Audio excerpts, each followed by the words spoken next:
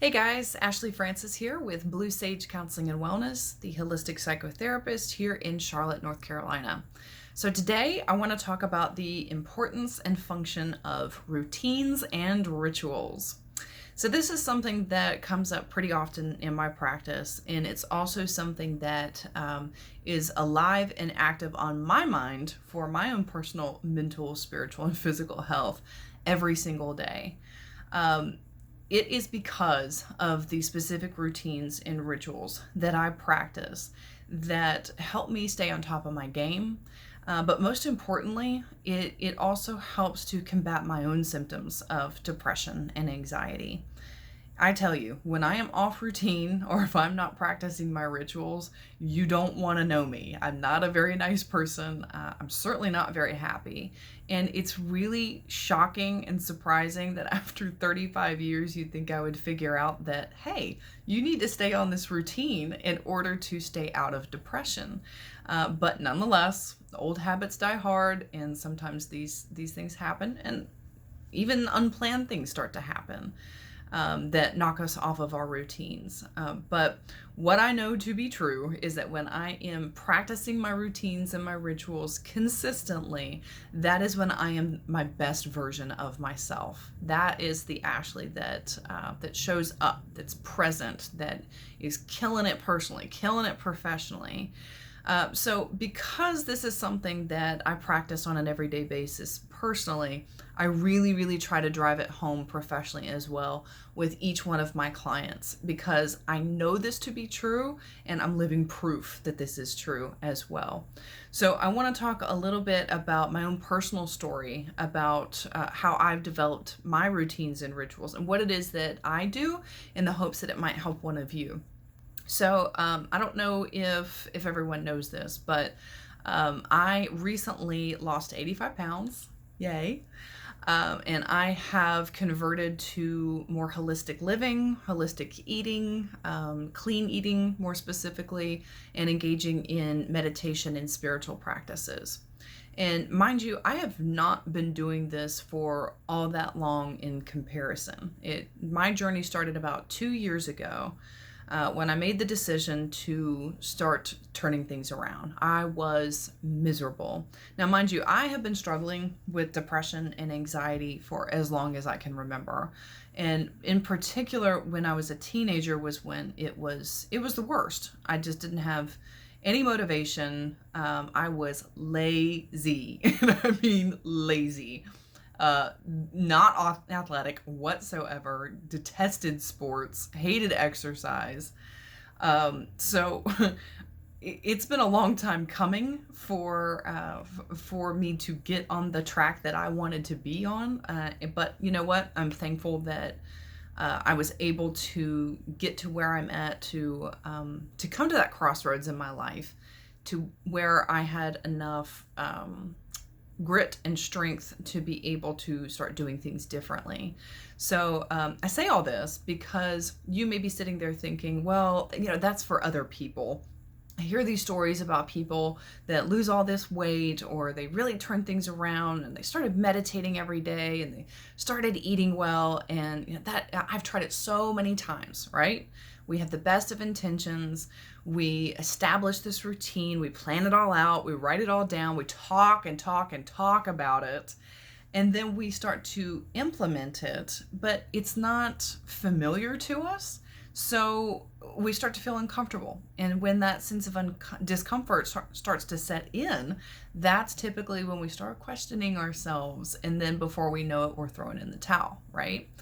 So I want to share with you some helpful tips that have helped me stay tried and true for the past 2 years. And God willing, I'm going to be able to stick with it going forward and for the rest of my life in hopes that it will help at least one of you. If one of you gets one little nugget from this, then I will be more than satisfied. So let's start with what's the difference between routines and rituals. So routines are things that we do typically on an everyday basis, but at the very least on a consistent basis. Typically they are multi-stepped. So for example, when we wake up in the morning, typically most people have a morning routine, right? We get up, we brush our teeth, we take a shower, we get dressed, and we usually do that typically in the same fashion, right? We do one step after another in the same order every single day, or there's just not very much variation between them. We take the same route to work. We pick up the kids, we drop them off, we make dinner. It's probably one of 8 to 10 meals that we typically make over and over again. So these are the routines that we start to establish that starts to take the guesswork out of life, right? It makes it something that we can hang our hat on. It becomes reliable and predictable. Our attention and our focus is in such high demand at any given time throughout the day that there are these types of things that literally need to go on autopilot in order for us to allocate our attention to other tasks where it's necessary. So routines are not a bad thing. Routines are a great thing. But there's obviously a downside too, which can be very draining to us. So that's what a routine is. A ritual is very similar to a routine, but the difference is that it is more so about our attitude and our intention behind what we're doing. So for example, meditation is a really good ritual because you are in the practice of being mindful, and in order to be mindful, you have to be present. You have to be practicing skills to be in the present, which means that you've got to have attitude, you've got to have intention to block out all other distractions. And you also have to have a purpose. Typically when we sit down to meditate, it's not just to sit down and see what happens. It's because we want to feel better. We're doing it for stress reduction, or we're doing it for spiritual reasons. But the point being is that we have to be very purposeful and intentional with whatever ritual it is that we're doing. So the two are very similar to each other, but they're also different in that regard. So a good way to think about the difference between these two terms, is that routines are minimally engaging, whereas rituals are fully engaging. A routine is tedious and meaningless, whereas a ritual is symbolic and meaningful. A routine tends to be externally motivated, whereas a ritual is internally motivated. Routines see life as a duty, whereas rituals see life as a celebration. It's something that we stop and take pause and express gratitude for. Routines also require or are characterized by dull awareness, whereas rituals are characterized by bright awareness. Routines are also a disconnected series of events, whereas with rituals, it tells a story. It's something that integrates all types of different things.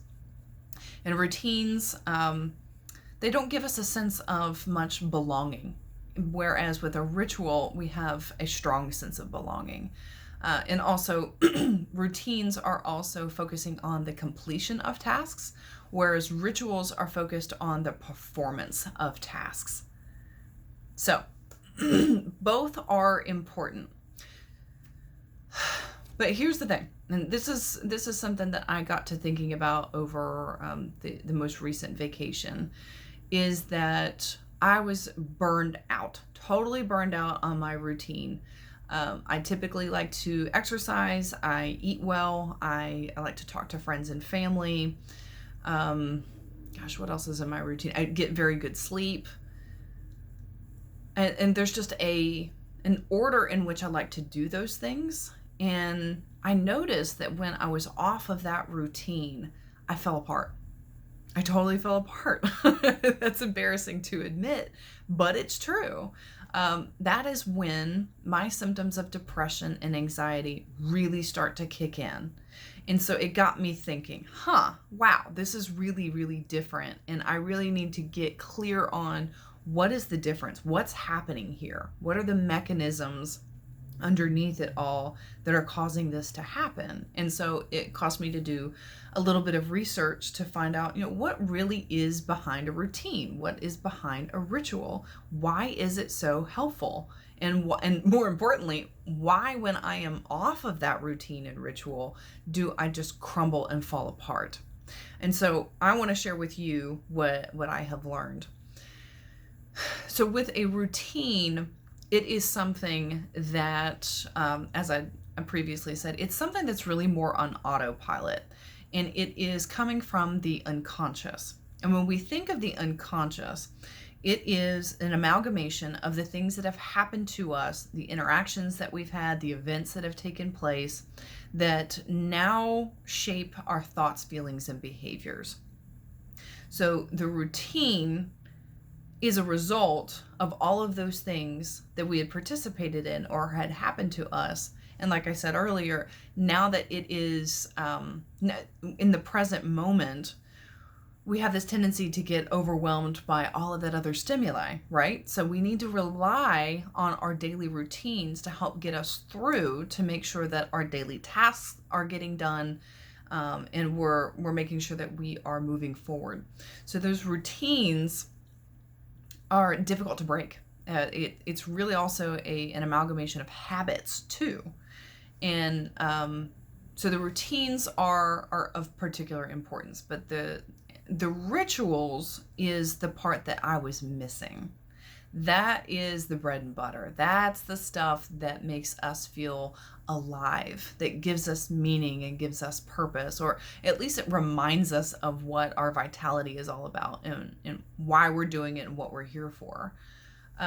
Because if we get caught in that mundane, the brain does not like that. From a neurobiological standpoint, the brain craves novelty. It wants newness. That is why social media and the digital world is so ubiquitous. Is why it has become the information age, is because it plays on our human instinct to need new information. And not only that, we're getting it fast. It's instant gratification all of the time. That's what draws us in.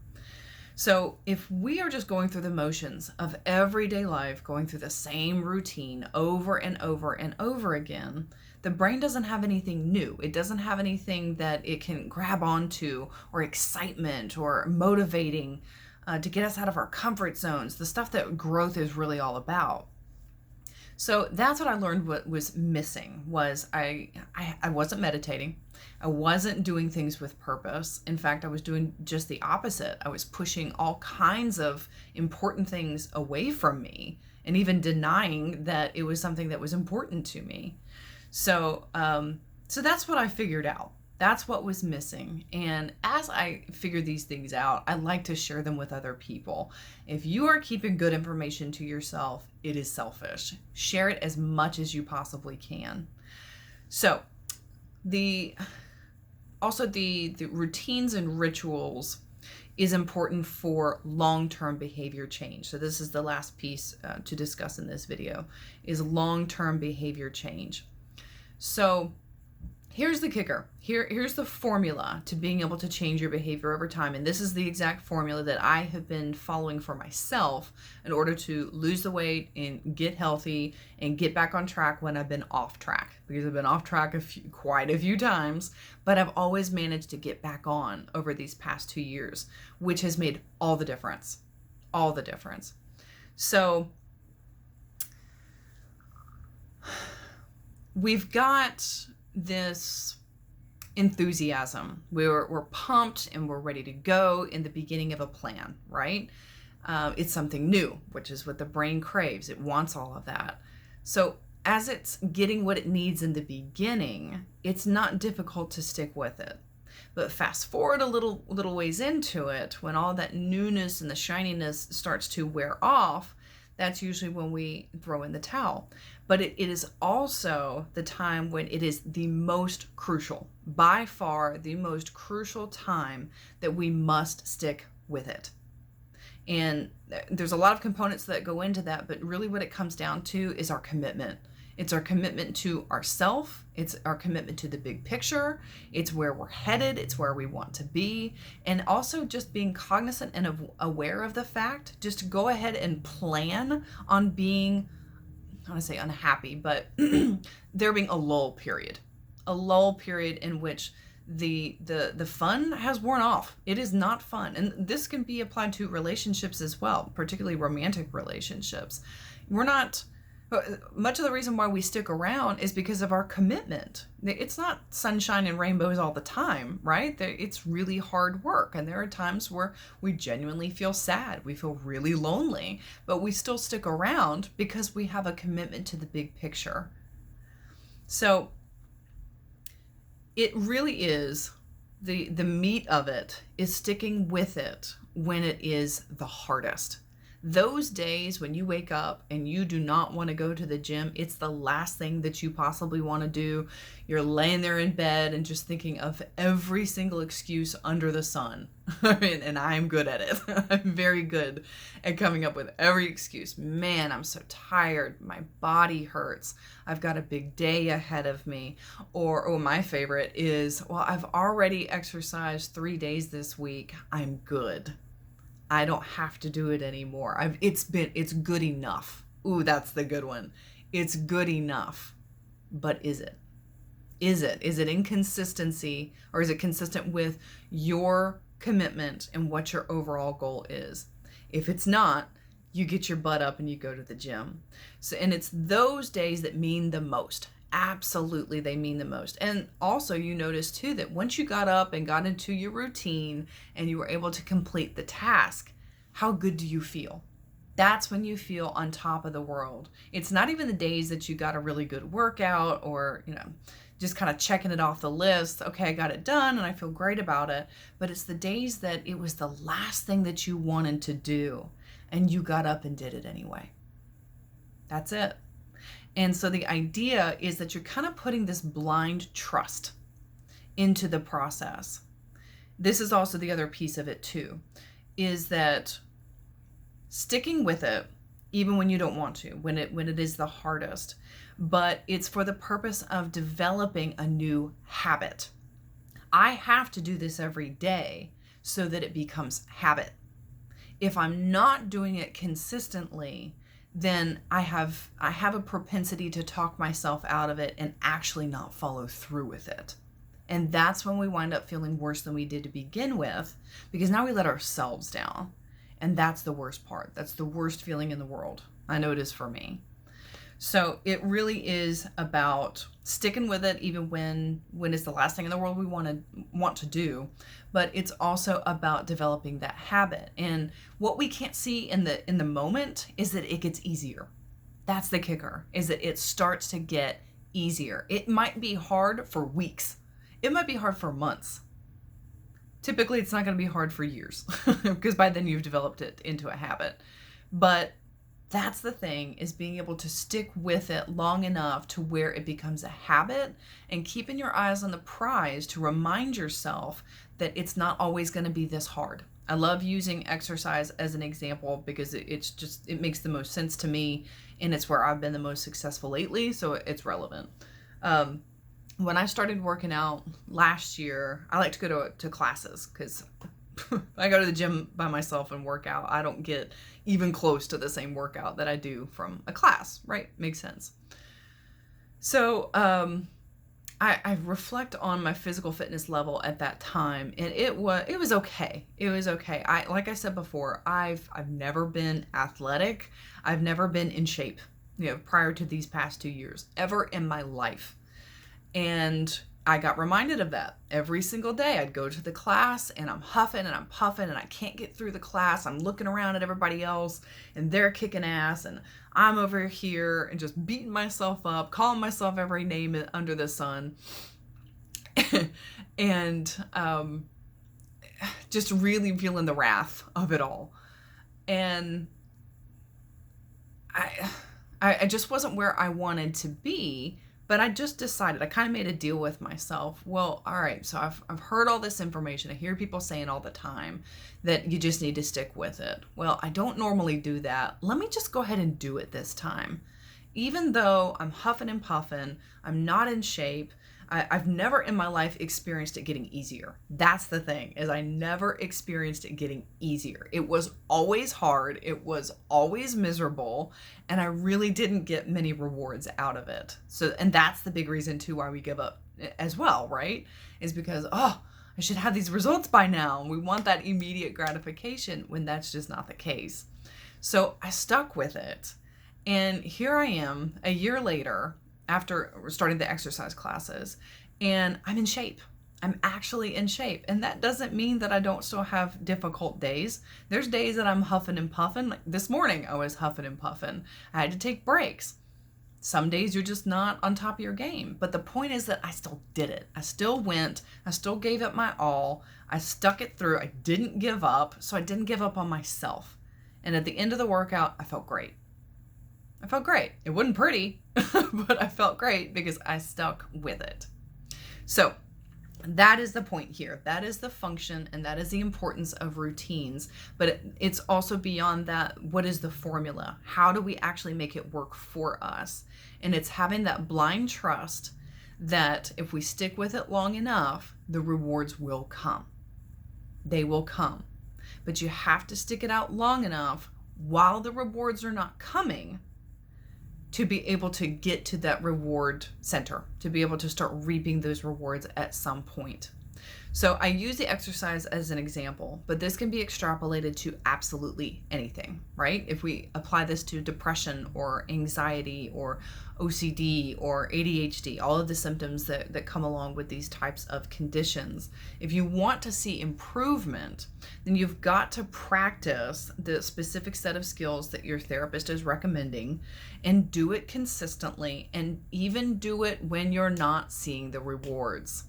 Do it when no one's looking. That's when it counts the most. Okay? So that is it for today's video. Please, please, please let me know if you have any questions or comments. You can call us directly, 704-778-6141, or you can send me an email at Ashley, ASHLEY, at bluesagecounselingandwellness.com. And I look forward to seeing you guys on the next video.